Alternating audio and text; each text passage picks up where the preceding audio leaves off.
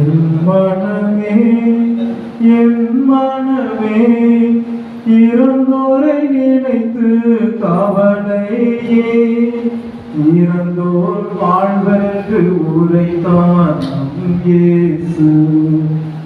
என் மனமே என் மனமே இறந்தோரை நினைத்து கவலையே இறந்தோர் வாழ்வதற்கு உரைத்தான் இயேசு. கிறிஸ்து இயேசுவில் அன்பிற்கினிய சகோதரிகளே சகோதரர்களே, நாம் கத்தோலிக்க திரு அவையோடு இணைந்து நம்முடைய அன்பு சகோதரர்கள் சகோதரிகள், நம்மோடு உடன் பயணித்தவர்கள், நமது இன்ப துன்பங்களில் எல்லா நிலையில் நம்மோடு பங்கு பெற்றக்கூடிய விழாவை நினைவு கூர்ந்து நாம் இந்த நாளிலே சிறப்பாக கொண்டாடி கொண்டிருக்கின்றோம். சிறப்பாக நம்முடைய பெற்றோர்கள், உறவினர்கள், சகோதர சகோதரிகள், நண்பர்கள் இவர்களை போற்றும் விதமாக, அவர்களுக்காக ஜெபிக்கின்ற விதமாக இந்த நாள் நம்முடைய திருச்சபை இந்த நாளை நமக்கு சிறப்பாக தந்திருக்கின்றது. அன்பிற்குரியவர்களே, திரு அவையின் வழிபாட்டு கொண்டாட்டங்களில் கொடுக்கப்படக்கூடிய ஒவ்வொரு மாதங்களிலும் ஏதோ ஒரு நாளை சிறப்பாக கொண்டாட வேண்டும் என்பதை திரு அவையுடைய வழிபாட்டு முறை நமக்கு கற்பிக்கிறது. ஜனவரி மாதம் தொடங்கி டிசம்பர் மாதம் வரை 12 மாதங்களில் ஒரு புனிதரையும் ஒரு மாதமையும் சிறப்பிக்க வேண்டும். அதாவது ஜனவரி மாதம் அன்னை மரியாள் இறைவனின் தாய் என்றும், பிப்ரவரி மாதம் லூர்து மாதாவுக்கு என்றும், மார்ச் மாதம் இயேசுடைய பாடுகளை சிந்திக்கக்கூடிய மாதம், ஏப்ரல் மாதம் இயேசுடைய உயிர்ப்பு நினைவு கூறக்கூடிய மாதம், மே மாதம் அன்னிமையுடைய வணக்க மாதம் என்று சொல்லி ஒவ்வொரு மாதத்திற்கும் ஒரு விழாவை திருச்சபை கொண்டாடுவதற்கு நமக்கு அழைப்பு இருக்கிறது. ஆனால் இந்த நவம்பர் மாதம் 2ஆம் தேதி இறந்த நம்முடைய சகோதர சகோதரி நினைவு கூற வேண்டும், நம்மோடு உடன் பயணித்தவர்களுக்காக நாம் ஜெபிக்க வேண்டும் என்பதை தாய் திருவை இந்த மாதம் முழுவதும் அவர்களோடு இணைந்து பயணிக்கவும், அவர்கள் நம்முடைய குடும்பத்திற்கு செய்து வந்த எல்லா நன்மைகளுக்கு நாம் நன்றி சொல்லவும் தான் இந்த மாதத்தை நமக்கு தந்திருக்கிறது. எனவே இந்த மாதம் முழுவதும் நாம் அவர்களுக்காக ஜெபிக்க வேண்டும், அவர்களுக்காக திருப்பணியை ஒப்புக்கொடுத்து இறைவனை செய்ய வேண்டும் என்பதை திருவை அழைக்கின்ற வேளையில் நாம் அனைவரும் இந்த நாளில் குடும்பமாக இணைந்து வந்து அவர்களுக்காக இறைவனை செய்ய வந்திருக்கின்றோம். அன்பிற்குரிய சகோதர சகோதரிகளே, இன்றைய இறந்த நம்முடைய நம்பிக்கையாளருடைய விழாவும் இந்த வாசிக்கப்பட்ட இறைவார்த்தை நமக்கு தருகின்ற அழைப்பு விண்ணகமே நமது நிலையான நம்பிக்கையின் இல்லம் என்பதை எடுத்து காட்டுகிறது. மரண நேரம் ஒரு உள்ளார்ந்த நிறைவின் நேரம், அது இறைவனின் சங்கமைக்கும் ஒரு ஆன்மாவின் பொழுதாக, உன்னத பொழுதாக இருக்கின்றது. எனவேதான் பவுலடியார் குறிப்பிடுகிறார், நமக்கோ விண்ணகமே தாய்நாடு, அங்கிருந்தான் மீட்பராம் கிறிஸ்து வருவார் என்று சொல்லப்படுகிறது. அன்பிற்குரியவர்களே, இந்த விண்ணகம் சார்ந்த நமது உள்ளமும் ஏக்கமும் நிறைவு பெற்று அது கிறிஸ்துவோடு இணைந்து பயணிக்க வேண்டும். கிறிஸ்து குடிகொண்டிருக்கக்கூடிய அந்த விண்ணகத்தில் நம்பிக்கையாளர்கள் அனைவரும் அவரில் சங்கமிக்க வேண்டும் என்பதை எடுத்து காட்டுகிறது. இந்த விண்ணகத்தை பற்றி சொல்லுகிற போது இந்த விண்ணகத்தில் தான் நாம் கடவுளை முகமுகமாக காணக்கூடிய பேரின்பத்தையும் நம்மால் பார்க்க முடிகிறது. எனவே நிலையான வாழ்வு, நிலையான நம்பிக்கை அந்த விண்ணகத்தில் மட்டுமே நமக்கு விரும்ப கிடைக்கும். மண்ணகத்தில் வாழ்கின்ற போது நாம் நம்பிக்கையோடு வாழலாம், ஆனால் அதே வேளையில் முழு நம்பிக்கை, முழு நிறைவு, முழு நிலையான வாழ்வு அந்த விண்ணகத்தில் மட்டுமே நமக்கு கிடைக்கும் என்பதை இன்றைய வழிபாடு நமக்கு எடுத்து காட்டுகிறது. கிறிஸ்து இயேசு அன்புக்குரியவர்களே, நாம் வாழக்கூடிய இந்த நம்முடைய மண்ணுலக வாழ்வு நமக்கு நிரந்தரமானது அல்ல. நமக்கு நிரந்தரமான ஒரு இடம் அது விண்ணகமாகவே இருக்கின்றது.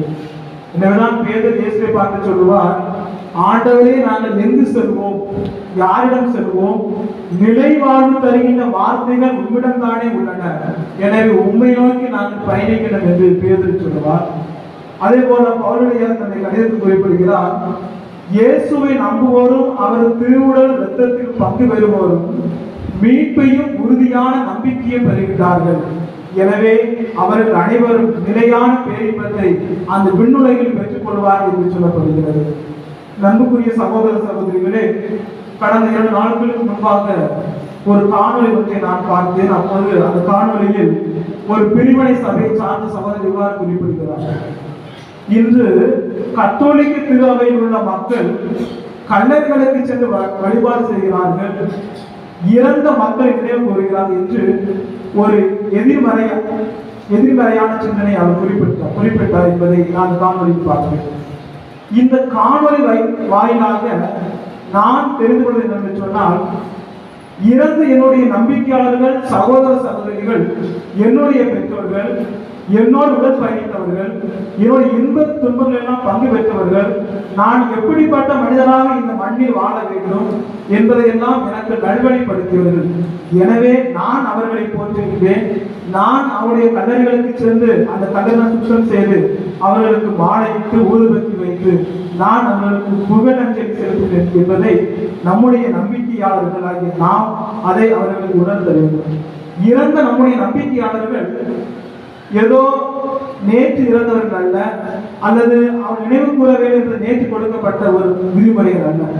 2000 ஆண்டுகளுக்கு முன்பாக நம்முடைய திரு அவையுடைய கட்டளைகளும் போதனைகளும் கொடுத்த வழிபாட்டினுடைய முறைமைப்படி நாம் அவர்களை போற்றுகின்றோம், புகழுகின்றோம். அவர் வழியாக பெற்ற எல்லா நன்மைகளுக்கு நன்றி சொல்கின்றோம். இந்த நம்பிக்கையின் வாழ்வு எப்படி வெளிப்படுது என்று சொன்னால், இயேசுவின் உயிர்ப்பே நமது நம்பிக்கையாக பார்க்கப்படுகிறது. எனவேதான் பவுலடியார் கொரிந்தியருக்கு எழுதிய முதல் திருமுகம் அதிகாரம் 15 இறைவார்த்தை 17 சொல்லுவார், இறந்த இயேசு கிறிஸ்து உயிர் பெறவில்லை எனில் நாம் கொண்டிருக்கின்ற நம்பிக்கை வீண் என்று சொல்கிறார். நாம் நம்முடைய நம்பிக்கையாளர்கள் மீதும் அந்த கிறிஸ்துவின் மீது கொண்டிருக்கிற நம்பிக்கைக்கு முழு முதல் காரணம் கிறிஸ்து பெருமான் இந்த மண்ணுலகில் நமக்காக பிறந்தார், நமக்காக வாழ்ந்தார், நமக்காக பாடுபட்டு இறந்து அதே இயேசு கிறிஸ்து நம் அனைவருக்காக உயிர் திறந்தார். அந்த உயிர் திறந்த நிகழ்ச்சி தான் நம்பிக்கையாக பார்க்கப்படுகிறது. அந்த நம்பிக்கையை கொண்டுதான் நாம் ஒவ்வொரு நாளும் பயணிக்கின்றோம்.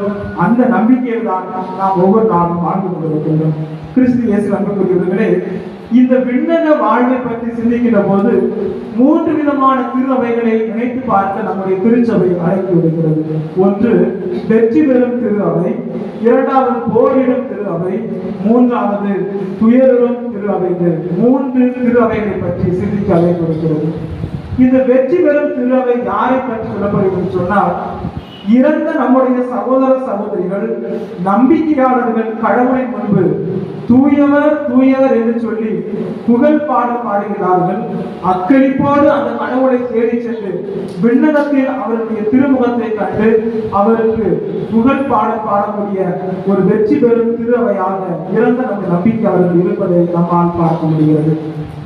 2வதாக போராடும் திரு அவை என்று பார்க்கும்போது, மண்ணகத்தில் வாழும் நாம் அனைவரும் நன்மையான பாதை எது, தீமையான பாதை எது என்பதை எல்லாம் கண்டறிந்து தீமையிலிருந்து நன்மைக்கு நாம் செல்ல வேண்டும் என்று சொன்னால், நாம் ஆன்மீகத்தினுடைய விசுவாசத்தை நம்பிக்கை கொண்டு பயணிக்க வேண்டும். அந்த நம்பிக்கையோடு நாம் பயணிக்கின்ற போது தீமைகளை அகற்றி நன்மையான பாதைக்கு நம்மால் செல்ல முடியும். எனவே நன்மைக்கும் தீமைக்கும் எதிராக நாம் ஒவ்வொரு நாளும் போராடி கொண்டிருக்கணும் என்பதை இந்த 2ஆம் திரு அவை நமக்கு எடுத்து காட்டுகிறது. 3வதாக துயரும் திரு அவை. இந்த திரு அவையில் யாரும் நினையாத ஆன்மாக்கள், புத்தரிக்க நிலையில் இருக்கின்ற ஆன்மாக்கள் தன்னுடைய பாவத்திற்காக பரிகாரம் பெற வேண்டும் என்பதற்காக மன்னிப்பை கூட பெற முடியாமல் இருக்கின்றார்கள். இவர்களுக்காக போராடுகின்ற திருவையை நாம் அனைவரும் ஜெபிக்க வேண்டும். அப்படி ஜெபிக்கின்ற போது இவர்கள் வெற்றி பெறும் திருவைக்கு செல்வார்கள் என்பதை நமக்கு எடுத்து காட்டுகிறது. அன்பிற்குரியவர்களே, இந்த 3 திரு அவைகளையும் நினைவு கூர்ந்து இந்த 3 திரு அவை வழியாக நாம் விண்ணகத்தினுடைய பேரின்பத்தை நிலையான நம்பிக்கையோடு நம்மால் பெற்றுக்கொள்ள முடியும். எனவே போராடும் திரு அவை நீங்களும் நான் பயணிக்கின்ற வேளையில் நம்மிடம் இருக்கின்ற பாவத்தை அகற்றி நாம் நன்மையான பாதைக்கு நாம் செல்ல வேண்டும்.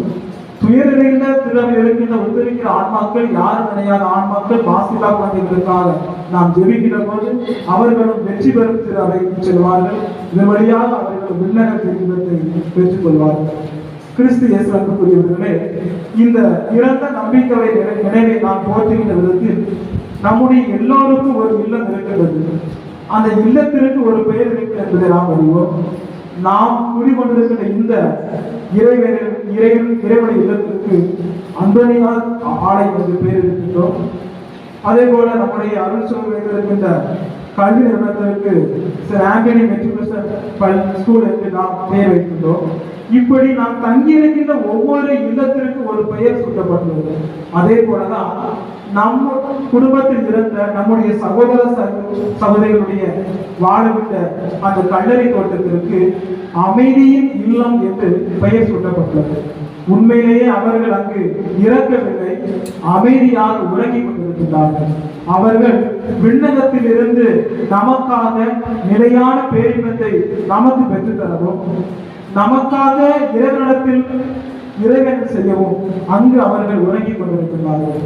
எனவே அன்புக்குரிய சகோதர சகோதரிகளே, இந்த விண்ணக பேரின்பத்தை நம்முடைய நம்பிக்கையாளர்கள் முகமுகமாக கற்று நமக்கெல்லாம் நிலை வாழ்வு நம்பிக்கையும் நாம் மன்னகத்தில் இருக்கின்ற போது நமக்கு தரக்கூடியவர்களாக இருக்கிறார்கள். இந்த பின்னணியை பார்க்கும்போது இந்த வாசிக்கப்பட்ட முதல் வாசகத்தை நாம் பார்த்தோம் என்று சொன்னால் சாலமோனி ஞான வாசிக்கின்றோம். அங்கு இறைவார்த்தை இவ்வாறு சொல்லப்படுகிறது: நீதிமான்களின் ஆன்மாக்கள் கடவுளின் கையில் ஒப்புவிக்கப்படுகின்றன. எனவே மனிதர் பார்வையில் அவர்கள் தீயவர்களாக கருதப்பட்டாலும் கடவுளின் பார்வையில் விலையேற பெற்றவர்களாக, கடவுளின் பார்வை நீதிமான்களாக போற்றப்படுகிறார்கள். எனவே இந்த மண்ணில் வாழுகிற போது அவர்கள் நேர்மை மிக்கவர்களாக, நம்பிக்கையோடு கடவுளின் பாதத்தில் இரையச்சம் கொண்டவர்களாக இருக்கின்றார்கள். இவர்களைத்தான் கடவுள் நீதிமான் என்று குறிப்பிடுகிறார். அவர்கள் மண்ணுலகில் வாழுகிற போது எப்படிப்பட்டவர்களாக இருந்தாலும் விண்ணுலகில் கடவுளை பார்க்கிற போது நீதிமான்களாக போற்றப்படுகிறார்கள். இந்த பின்னணியில் தான் திருப்பாடல் ஆசிரியர் சொல்கிறார்: என் ஆன்மா ஆண்டவரின் கோவில் முற்றங்களுக்காக ஏங்கி தவிக்கிறது என்று சொல்கிறார். விண்ணக முற்றத்திற்காக நம்முடைய ஆன்மா மன்னகத்தில் இருக்கின்ற போது அவரை முகமுகமாக காணக்கூடிய பெரு பாக்கியத்தை நாம் பெற்றுக் கொள்ள வேண்டும். கிறிஸ்து இயேசு அன்புக்குரியவர்களே, அதே போல திருத்துதர் பணிகள் நூல் அதிகாரம் 13 இறைவார்த்தை 12 வாசிக்கிறோம்: நிலை வாழ்வுக்காக குறிக்கப்பட்டோர் அனைவரும் ஆண்டவரை நம்பிக்கை கொண்டு பயணிக்கின்றனர். யாரெல்லாம் மண்ணுலகில் வாழுகிற போது நிலை வாழ்வை தேடி பயணிக்கிறார்களோ, அந்த நிலைவாழ்வு வழியாக வரக்கூடிய நம்பிக்கையை ஒன்றாக இணைந்து பயணிக்கிறார்களோ அவர்கள் கடவுளோடு இணைந்து பயணிக்கிறார்கள். கடவுளுடைய பேரின்பத்தை இந்த மண்ணில் வாழுகிற போது அவர்கள் பெற்றுக் கொள்கிறார்கள் என்பதை நமக்கு இன்றைய முதல் வாசகம் நமக்கு எடுத்து காட்டுகிறது. எனவே நம்முடைய சொல்லும் செயலும் விண்ணகத்தை நோக்கிய பயணமாக இருக்க வேண்டும். அப்படி இருக்கின்ற போது மண்ணில் வாழுகிற போது நாம் நன்மையான செயல்களை நம்மால் செயல்படுத்த முடியும். அப்படி செயல்படுத்தக்கூடிய நமது ஆன்மா மட்டுமே அந்த கடவுள் விரும்புகின்ற ஒரு ஆன்மாவாக, கடவுளுக்கு விருப்பம் நிறைந்த ஒரு ஆன்மாவாக அது பார்க்கப்படுகிறது. இந்த பின்னணியில் தான் இந்த 2ஆம் வாசகத்தில் பவுலடியார் மிக தெளிவாக குறிப்பிடுகிறார்: நம்பிக்கை ஒருபோது நமக்கு ஏமாற்றம் தராது. திருத்தந்தை பிரான்சிஸ் அவர்கள் கடந்த ஆண்டு நமக்கு தந்த இந்த யூபிலி ஆண்டு மிக தெளிவாக சொல்லப்படுகிறது: நாம் அனைவரும் நம்பிக்கையின் திருப்பயணிகளாக இருக்க வேண்டும். இந்த மண்ணுலகம் நமக்கு நிரந்தரமானதல்ல, நாம் அனைவரும் பயணிகளாக செல்ல வேண்டும். நமக்கு இந்த இடம் இணையான ஒரு வாழ்வல்ல, விண்ணகமே நமது இணையான பெருமமாக இருக்கிறது என்று திருத்தந்தை எதிர்நோக்கில் திருப்பயணிகள் ஆண்டை முன்னிலைப்படுத்தி அவர் நமக்கு சொல்கிறார். அன்புக்குரிய சகோதர சகோதரிகளே, ரோமேயர் எழுதிய திருப்படலில் அதிகாரம் 4 இறைவார்த்தை 15 பவுலடியார் குறிப்பிடுகிறார்: இறந்தவர்களை வாழ்விப்பவரும் இல்லாதவர்களை தம் வார்த்தையால் இருக்க செய்வதற்கான அந்த கடவுள் மீது நமது நம்பிக்கையை கொண்டு வாருங்கள் என்று பவுல் குறிப்பிடுகிறார். எனவே நம்முடைய வாழ்க்கையில் நமது நம்பிக்கை எதன் மீது இருக்கின்றது? நம்முடைய நிலை வாழ்வில் எதனை மையப்படுத்தியதாக இருக்கின்றது? அழைத்த கடவுளுக்கும் பாதுகாத்து வருகின்ற அந்த கடவுளுக்கும் இடையான உறவாக நம்முடைய நம்பிக்கை இருக்கின்றதா, அல்லது மண்ணுலகில் இருக்கின்ற பொருட்களை சார்ந்து நம்முடைய நிலைவாழ்வு நம்பிக்கை இருக்கிறது என்பதை நாம் அனைவரும் சிந்தித்து பார்க்க வேண்டும். எனவே அன்புக்குரியவர்களே, கிறிஸ்தவ நம்பிக்கை வெறுமனே அறிவியல் சார்ந்த நம்பிக்கை அல்ல, அது அன்பின் அனுபவமாக நமது மத்தியில் பார்க்கப்படுகிறது. இந்த நம்பிக்கையை தான் பவுல் தன்னுடைய வாழ்வால் எல்லா மக்களுக்கும் எடுத்து காட்டுகிறவராக இருக்கின்றார். இந்த நம்பிக்கையின் அச்சிலையை எல்லா மக்களுக்கும் அறிவிக்கின்றவராக, இயேசுடைய நிலைவாழ்வே நமது நம்பிக்கையாக, அதுவே நமக்கு விண்ணக பேரின்பமாக இருக்க வேண்டும் என்று இந்த 2ஆம் வாசகத்தில் பவுலடியார் மிக தெளிவாக நமக்கு எடுத்து காட்டுகிறார். அதே போல வாசிக்கப்பட்ட நற்செய்தி வாசகம் பார்க்கின்ற போது விண்ணகத்திலிருந்து நான் இறங்கி வந்தேன், எனவே மண்ணகத்தில் இருக்கக்கூடிய எவரையும் நான் அழிய விடாமல் மீண்டும் அவருடைய விண்ணகத்திற்கு கொண்டு போய் சேர்ப்பேன் என்று இயேசு தன்னுடைய இறைவார்த்தையை இன்றைய ரட்சித வாசலுக்கு குறிப்பிடுவதை நாம் பார்க்கிறோம். யாரெல்லாம் நம்பிக்கை கொண்டு இறைவனத்திற்கு வருகிறார்களோ அவர்களெல்லாம் பிறந்த பின்பு விண்ணகத்திற்கு செல்லக்கூடியவர்களாக, அங்கே நமக்கு நிலையான பேருமத்தை அந்த கிறிஸ்து நமக்கு தரக்கூடியவராக இருக்கின்றார். இந்த பின்னணி நாம் பார்க்கும்போது எபேசியருக்கு எழுதிய திருமுகத்தில் பவுலடியார் 2ஆம் அதிகாரம் இறைவார்த்தை 6 குறிப்பிடுகிறார். கிறிஸ்துவோடு இணைந்த நிலையில் நாம் அவரோடு உயிர் தரவும் விண்ணகத்தில் அவரோடு வாழ்வு பெறவும் நாம் இருக்கிறோம் என்பதை பவுலடியார் குறிப்பிடுகிறார். அன்புக்குரியவர்களே, நாம் இறக்கின்றோம், ஆனால் இறக்கின்ற போது நாம் விண்ணகத்திற்கு செல்லக்கூடியவர்களாக இருக்க வேண்டும். அப்படி இருக்க வேண்டும் என்று சொன்னால் மண்ணகத்தில் வாழ்கின்ற போது அந்த கடவுளை நாம் நம்பிக்கையோடு தேடக்கூடியவர்களாக, நிலையான வாழ்வை நம்முடைய வாழ்க்கையில் பெற்றுக்கொள்ளக்கூடியவர்களாக இருக்க வேண்டும். எனவேதான் நம்முடைய சகோதர சகோதரிகள் இறக்கவில்லை, மாறாக அவர்கள் உறங்கிக் கொண்டிருக்கிறார்கள். பல்வேறு கல்லறையில் எழுதப்படக்கூடிய வாசல் இதுவாகத்தான் இருக்க வேண்டும். சகோதரர் இறக்கவில்லை, அவர் இங்கு ஓய்வெடுத்துக் கொண்டிருக்கிறார், உறங்கிக் கொண்டிருக்கிறார் என்று சொல்லப்படுகிறது. எனவேதான் யோவான செய்தியில் இயேசு இறந்த தன்னுடைய நாசரை உயிர்ப்பிக்க போது அவர் குறிப்பிடுகிறார், உன் சகோதரன் உயிர் தெழுவான் என்று சொல்லப்படுகிறது. எப்படி என்று சொன்னால் அவர் இறக்கவில்லை, மாறாக கல்லறை உறங்கிக் கொண்டிருக்கிறார். எனவே உறங்கிக் கொண்டிருக்கின்ற நம்முடைய சகோதர சகோதரிகள் விண்ணுலகின் பேரின்பத்தை, நிலையான நம்பிக்கை நிறைந்த பேரின்பத்தை பெற வேண்டும் என்று சொன்னால் மண்ணுலகில் வாழக்கூடிய நாம் அனைவரும் அவர்களுக்காக ஜெபிக்க வேண்டும். அவர்களுக்காக பல்வேறு இறைவங்களை நம்முடைய வாழ்க்கையில் ஒவ்வொரு நாளும் இருக்க வேண்டும் என்பதை இன்றைய இறை வழிபாடு நமக்கு எடுத்து காட்டுகிறது. கிறிஸ்து இயேசு அன்புக்குரியவர்களே, இந்த இறை வழிபாடு நமக்கு சொல்லக்கூடிய இன்றைய நாளுக்கான பாடங்கள்: ஒன்று, இந்த மாதம் முழுவதும் நாம் கல்லறைகளை சந்தித்து நம்முடைய சகோதர சகோதரிகளுக்காக இறைவன் செய்ய வேண்டும். அவர்களுக்காக திருப்பலி ஒப்புக் கொடுத்து ஜெபிக்க வேண்டும். சிறப்பாக ஜெபமாலை ஜெபித்து அவர்கள் நம் வழி நமக்கு செய்தால் நன்மை நினைத்து பார்த்து அவர்களுக்கு நன்றி சொல்லக்கூடிய பிள்ளைகளாக இருக்க வேண்டும். இரண்டாவதாக, மண்ணகத்தின் ஆசைகளை மட்டும் நான் நம்பி வாழாமல் விண்ணகமே நம் நிலையான பேரின்பம், விண்ணகமே நம் நிலையான நம்பிக்கையின் இல்லம் என்பதை உணர்ந்தவர்களாக நாம் பயணிக்க வேண்டும். மூன்றாவதாக, உத்திரிக்க நிலையில் இருக்கின்ற ஆன்மாக்கள், யாரும் இணையாத ஆன்மாக்கள், வாசில்லா குழந்தைகள், இவர்களுக்காகவும் நம்முடைய திரு அவை ஜெபிக்க வேண்டும் என்பதை அழைப்பு விடுக்கிறது. எனவே இந்த மாதத்தில் நாம் சிறப்பாக இந்த ஆன்மாக்களுக்காக ஜெபிப்போம். ஆண்டவர் தாமே நம்முடைய இறந்த நம்பிக்கையாளர்களுக்காக நித்திய பேரின்பத்தை கொடுப்பார். நம்பிக்கையோடு இந்த பலியில் இணைவோம். அனைவரும் ஒரு நிமிடம் கண்களை மூடி கரங்களை குவித்தவாறு நம்முடைய இறந்த நம்முடைய சகோதர சகோதரிகளுக்காக நாம் ஜெபிக்கிறோம். நித்திய இளைப்பாற்றியை இறந்த என் சகோதர சகோதரிகளுக்கு அளித்தருளும் ஆண்டவரே, முடிவில்லாத ஒளி இவருக்கே தெரிவதாக. நித்திய இளைப்பாற்றியை இறந்த என் சகோதர சகோதரிகளுக்கு அளித்தருளும் ஆண்டவரே, முடிவில்லாத பேரொளி இவருக்கே ஒளிவதாக. நித்திய இளைப்பாற்றியை இறந்த என் சகோதர சகோதரிகளுக்கு அளித்தருளும் ஆண்டவரே, முடிவில்லாத பேரொளி இவருக்கே ஒளிவதாக. இந்த நம்பிக்கையோடு நம்முடைய இறந்த நம்பிக்கையாளர்களுக்காக கொண்டாடுவோம். ஆண்டவர் இவர்கள் வழியாக நம் குடும்பங்களை நிறைவாக ஆசீர்வதிப்பார்கள்.